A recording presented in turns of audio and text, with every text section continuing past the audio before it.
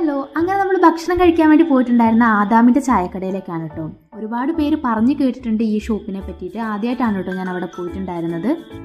ആംബിയൻസിനെ പറ്റി പറയാനാണെങ്കിൽ ഒരു രക്ഷയില്ലാത്ത ആംബിയൻസ് ആണ് കേട്ടോ. എല്ലാം നമ്മുടെ പഴയകാല ഓർമ്മകളിലേക്ക് കൊണ്ടുപോകുന്ന കാര്യങ്ങളാണ് അവിടെ ഉള്ളത്. ഈ കൈ കഴുകുന്ന ഒരു സ്ഥലമാണെങ്കിൽ പോലും എനിക്ക് ഏറ്റവും ഇഷ്ടപ്പെട്ട ആ സ്ഥലമാണ് കേട്ടോ. അതുപോലെ സീറ്റിംഗ് അറേഞ്ച്മെൻറ്റ്സ് ആണെങ്കിലും എല്ലാം നല്ല അടിപൊളിയായിട്ടാണ് അവർ ചെയ്തിട്ടുള്ളത്. അവർക്ക് സ്പെഷ്യലായിട്ട് ഒരുപാട് ഐറ്റംസ് ഉണ്ടെങ്കിൽ പോലും നമ്മൾ മെയിനായിട്ട് വാങ്ങിയിട്ടുണ്ടായിരുന്നത് പാൽക്കപ്പയും പിന്നെ കിഴിപ്പൊറോട്ടയും, അതുകൂടാതെ നമ്മൾ ബീഫും പൊറോട്ടയാണ് കേട്ടോ വാങ്ങിയിട്ടുണ്ടായിരുന്നത്.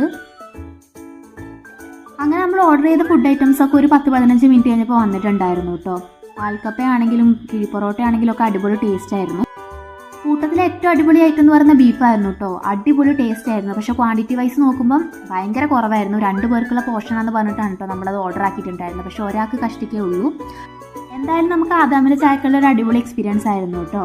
അപ്പം നമ്മൾ ശരിക്കും എൻജോയ്